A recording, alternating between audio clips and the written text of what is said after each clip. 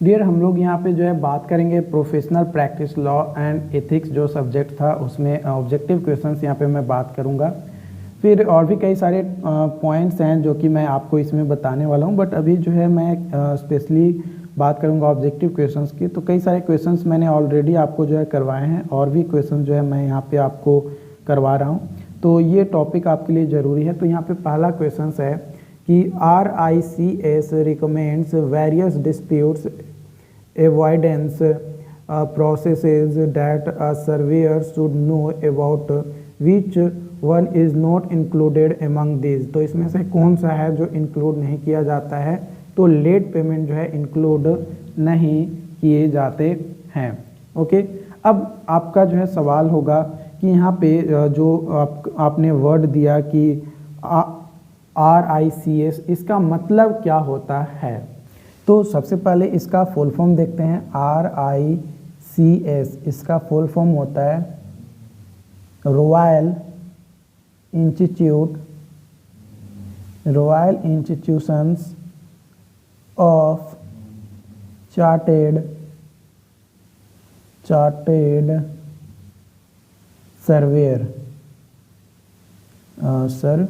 Surveyor's, ये इसका full form होता है।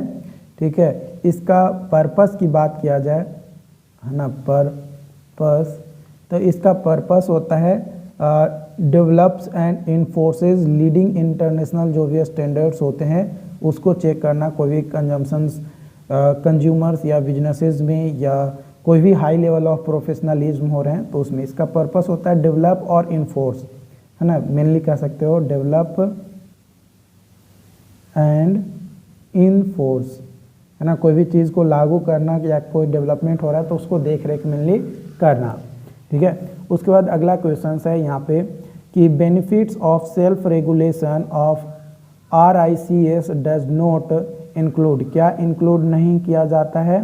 तो यहाँ पे सारे यहाँ पे जो प्रोवाइड्स हैं surveyors protections under the law ये इंक्लूड किए जाते हैं। Ensure that standards are maintained, ये भी इंक्लूड किए जाते हैं। Provides enhanced status to members, ये भी इंक्लूड किए जाते हैं। यहाँ पे कोई वैसा नहीं है जो इंक्लूड नहीं किया जाता है, नन, है ना, ऐसा कोई ऑप्शन ही नहीं है जो इंक्लूड नहीं किया जाता है, सारे इंक्लूड किए जाते हैं।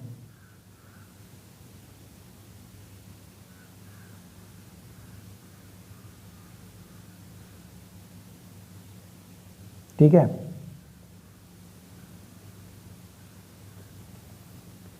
उसके बाद है आपका यहाँ पे अगला questions, which of following sets are the most important for RICS members, कौन सा जो है तो टेक्निकल स्टैंडर्ड्स हैं, रेगुलेटरी स्टैंडर्ड्स है और इथिकल स्टैंडर्ड्स हैं। तो सारा का सारा जो है हमारा जो है इम्पॉर्टेंट सेट्स जो है हमारे हैं रिस मेंबर्स के। उसके बाद अगला क्वेश्चन है select all that apply relation to meditation process in binding mediator imposes a decisions. तीसरा है आपका mediator facilitates the process and चौथा है mediations is a adversarial dispute resolution method. तो यहाँ पे मेडिएटर फैसिलिटेट द प्रोसेस, ये जो है सी जो है सही होगा। उसके बाद है the which of the following basic defining characteristics professionalism, तो वो बताता है knowledge use to govern their practice, अपने नॉलेज को आप किस तरीके से प्रैक्टिस करके आप गवर्न कर रहे हैं, है ना, लागू कर रहे हैं, उसको जो है बताता है प्रोफेशनलिज्म का ये कैरेक्टरिस्टिक्स होता है basic. Which among the following dichotomies is used in a disclosure on ethics, ethics के डिस्क्लोजर के लिए। तो यहाँ पे जो है इम्पेरिकल, नॉर्मेटिव बिल्कुल सही है, डिस्क्रिप्टिव, प्रिस्क्रिप्टिव ये भी सही है, और हमारा फैक्ट वैल्यू ये भी सही है, यानी ये तीनों जो है हमारे यहाँ पे क्या है सही हो जाएगा। उसके बाद अगला जो क्वेश्चन है वो यहाँ पे जो है दिया गया है कि how does the individual come to be able to make the moral decision, moral decision के लिए तो यहाँ पे स्टेटमेंट दिए गए हैं पहला स्टेटमेंट दिया गया है बाय अंडरस्टैंडिंग हिज मोटिव्स, बिल्कुल ये सही है। By understanding the consequences of his actions, ये भी जो है हमारा सही है। By being deterred and frightened of the penalties incurred on his for him for his actions, ये जो है भाई गलत है ना, ये क्या है, गलत है थर्ड स्टेटमेंट। उसके बाद है by understanding the means adopted by execute actions, तो ये स्टेटमेंट भी जो है हमारा सही है। तो स्टेटमेंट 1, 2 एंड 4 जो है सही हो जाएगा। उसके बाद अगला क्वेश्चन है which of following statements are true about engineering ethics, engineering ethics के लिए कौन सा स्टेटमेंट सही है। तो engineering ethics is an area of practical and applied ethics, बिल्कुल सही है। The aim of engineering ethics is to illuminate the ethical dimensions of engineering practice, ये स्टेटमेंट भी जो है हमारा सही है। Engineering ethics is constituted on an eclectic contribution of all the schools of ethics, ये स्टेटमेंट भी सही है। Professional engineering societies are a major source of code for engineering ethics, ये स्टेटमेंट भी हमारा सही है। तो यहाँ पे चारों के चारों स्टेटमेंट क्या है हमारे सही है, कोई भी स्टेटमेंट वैसा नहीं है जो गलत है। उसके बाद अगला क्वेश्चन है which of following assumptions about moral behaviour is regionally justified, कौन सा स्टेटमेंट जो है मोरल बिहेवियर के लिए जो है सही एजम्पशन जो है हमारे हैं।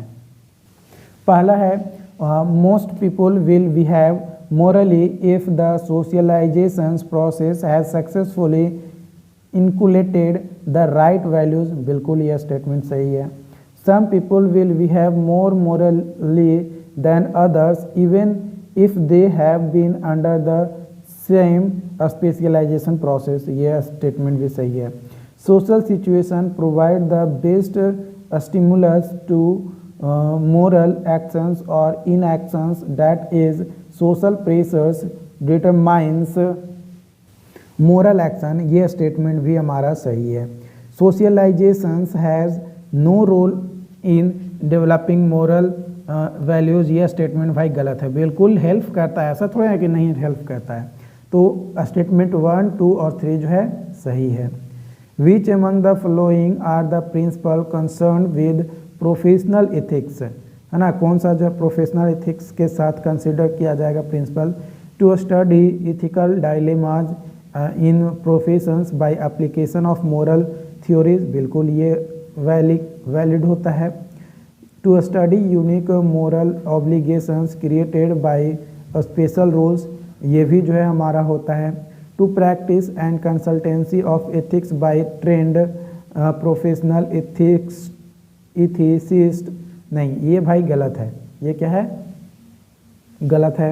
उसके बाद the ethical challenges of professional life style, ये स्टेटमेंट भी जो है गलत है हमारा। तो हमारा कौन सा स्टेटमेंट सही है, 1 और 2 स्टेटमेंट जो है हमारा यहाँ पे क्या होगा, सही है। उसके बाद अगला क्वेश्चन है which of following are true, कौन सा जो है सही होगा स्टेटमेंट। 4 स्टेटमेंट जो है दिए गए हैं। पहला स्टेटमेंट बोला जा रहा है कि ethical dilemmas arise when it is thought that serious good and bad are bound together in the same societies, बिल्कुल सही स्टेटमेंट है। उसके बाद है ethics uses the instrument of coercion to oblige its objects, ये स्टेटमेंट भी जो है सही है। ethical behavior is dependent on the condition and circumstances under which an action takes place, यह स्टेटमेंट भी सही है। उसके बाद है code of conduct form a part of ethical training, नहीं भाई ये स्टेटमेंट गलत है। तो स्टेटमेंट 1, 2 और 3 स्टेटमेंट जो है सही हमारा यहाँ पे हो जाएगा ना, 1, 2 और 3 स्टेटमेंट। आई होप कि आज का जो सेशन था ये आपको जो है समझ में आया हो। अगर फिर भी कोई डाउट्स होता है, कोई कन्फ्यूजन रहता है तो आप हमें चैट बॉक्स में ज़रूर बताइए ताकि उसके से रिलेटेड आपको जो है हेल्प किया जा सके। ओके, और अगली वीडियोस में हम लोग और भी कई सारे क्वेश्चन देखेंगे। क्वेश्चंस बहुत ज़्यादा हैं डियर, आपको इतना ज़्यादा मैं क्वेश्चन प्रैक्टिस करवा दूँगा कि आपको उससे रिलेटेड आपको कोई डाउट्स ही नहीं बचेंगे। ठीक है, ये चीज़ जो है ध्यान रखना है। बस आपका काम है पढ़ना, जितना ज़्यादा आप रिवीजन कर सकते हो, नोट्स बना सकते हो, अपना सेल्फ नोट्स ज़रूर बनाओ यार, शॉर्ट नोट्स ही हो लेकिन बनाओ ज़रूर, क्योंकि आप जब तक अपने से लिख कर नहीं ट्राई करोगे ना, तब तक मैं कुछ भी कर दूंगा, आप नहीं बेटर कर पाओगे। Okay, thank you.